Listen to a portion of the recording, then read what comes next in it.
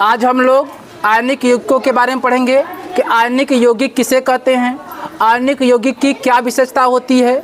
हमने आपको क्लास में पढ़ाया था आयनिक यौगिक के बारे में। तो आज हम लोग प्रयोग के द्वारा समझेंगे कि आयनिक यौगिक क्या होता है, आयनिक यौगिक का निर्माण कैसे होता है और सबसे इम्पोर्टेंट आयनिक यौगिक की क्या विशेषता होती है। शुरू किया जाए। सबसे पहले आप हमें बताइए, विकास बताओ, आयनिक यौगिक किसे कहते हैं? जब विपरीत आवेशों से मिलकर बने यौगिक को आयनिक यौगिक कहते हैं। यानी कि जो आयनिक यौगिक होते हैं उनका निर्माण विपरीत आवेशों वाले तत्वों से होता है।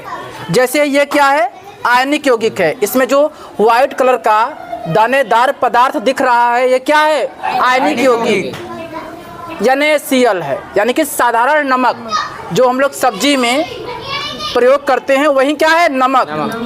जो हम लोग सब्जी में नमक प्रयोग करते हैं वो वास्तविक में क्या है, आयनिक यौगिक है, जिसका निर्माण विपरीत आवेशों वाले तत्वों से हुआ है। कौन कौन से तत्व शामिल होते हैं?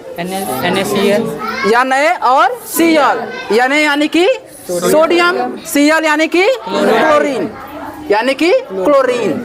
तो जो सोडियम और जो क्लोरीन होता है इन दोनों की विशेषता क्या है? सोडियम क्या होता है, धनायन, धन आवेशित तत्व होता है, और क्लोरीन कैसा होता है, ऋण आवेशित तत्व होता है। और सोडियम और क्लोरीन मिलकर क्या बनाते हैं, NaCl बनाते हैं, जिसे सोडियम क्लोराइड कहते हैं, जो कि साधारण नमक होता है।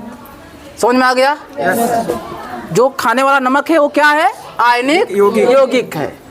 और हमने आपको बताया था आयनिक यौगिक की विशेषता। हमने क्या बताया था कि जो आयनिक यौगिक होते हैं, क्या होते हैं, जो आयनिक यौगिक होते हैं, ये आयनिक यौगिक, ये जो आयनिक यौगिक होते हैं जब ये ठोस अवस्था में होते हैं, जब ये ठोस अवस्था में होते हैं तो विद्युत का चालन नहीं करते हैं। तो देखो ये ठोस अवस्था में है दानेदार, तो हम लोग देखेंगे विद्युत का चालन होता है या नहीं हो रहा है। देखो हम यहाँ दिखा रहे हैं, बल्ब जल रहा है, बल्ब जल रहा है। लेकिन जब हम लोग इस वायर को हम लोग जो अपना यौगिक है जो NaCl है इसमें हम लोग ज्वाइंट कर देते हैं, फिर हम लोग चेक करते हैं तो बल्ब नहीं जल रहा है। जल रहा है बल्ब नहीं। यानी कि जब आयनिक यौगिक ठोस अवस्था में रहता है, दानेदार अवस्था में रहता है, तब आयनिक यौगिकों में विद्युत का चालन नहीं होता है। लेकिन यही जो आयनिक यौगिक है, यही जो आयनिक यौगिक है जब जल में जाता है, जल में घुल जाता है, क्या होता है, जल में घुल जाता है, तब विद्युत का चालन होने लगता है। तो हमने जल में क्या मिलाया है, NaCl आयनिक यौगिक मिलाया है। अब इसको घुल जाने दीजिए, क्या जाने दीजिए, घुल जाने दीजिए, क्योंकि जो आयनिक यौगिक होते हैं ये जल में घुलनशील होते हैं, लेकिन केरोसिन में नहीं, मिट्टी के तेल में नहीं। यानी कि ये जो नमक है ये मिट्टी के तेल में नहीं घुलेगा, किसमें घुलेगा, जल में। समझ में आ गया? तो दो विशेषता हमने आपको बताया। ये जो आयनिक यौगिक होते हैं इनकी दो विशेषता। पहली विशेषता क्या, कि जब ये ठोस अवस्था में होते हैं तो विद्युत का चालन नहीं करते हैं। और आपने देखा ना कि जब हम लोग बल्ब जलाने की कोशिश कर रहे थे इस आयनिक कंपाउंड से, आयनिक यौगिक से, तो बल्ब नहीं जला। लेकिन जो आयनिक यौगिक है जब जल में घुल जाता है तो विद्युत का चालन होता है। चेक करेंगे हम लोग, जल में घुल गया, टेस्ट करोगे तुम सत्येंद्र, कर लो थोड़ा। चलो हम लोग चेक करते हैं कि विद्युत का चालन होता है या नहीं। देखना हो रहा है।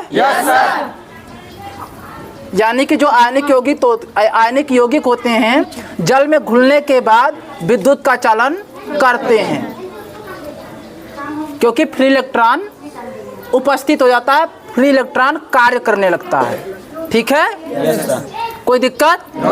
यानी कि ये जब आयनिक यौगिक जो होते हैं इसमें इलेक्ट्रॉन तो होते हैं लेकिन मुक्त नहीं होते हैं। जैसे ही जल में जाता है तो जो इलेक्ट्रॉन्स होते हैं फ्री हो जाते हैं, विद्युत का चालन करने लगते हैं। कोई दिक्कत यहाँ तक? एक बार और देख लो, हमने इसमें पानी में क्या मिलाया? आयनिक यौगिक। आयनिक यौगिक का कौन सा पदार्थ मिलाया? ये NaCl मिलाया। साधारण नमक मिलाया। साधारण नमक क्या है? आयनिक यौगिक है। यस या नो? कोई दिक्कत? अब देखो ये जो आयनिक यौगिक हमने पानी में मिलाया तो ये पानी में घुलनशील है, पानी में घुल गया, नीचे बचा हुआ है, लेकिन धीरे धीरे पूरी तरीके से घुल जाएगा। और हमने आपको क्या बताया कि जब आयनिक यौगिक जल में जाता है तो घुल जाता है और उसमें विद्युत का चालन होता है। लेकिन ये जो आयनिक यौगिक है जब हम इसे मिट्टी के तेल में डालेंगे तो ये नहीं घुलेगा। ठीक बात है? कोई दिक्कत? कितने लोग को समझ में आ गया? आया समझ में? एक बार और चेक कर लो।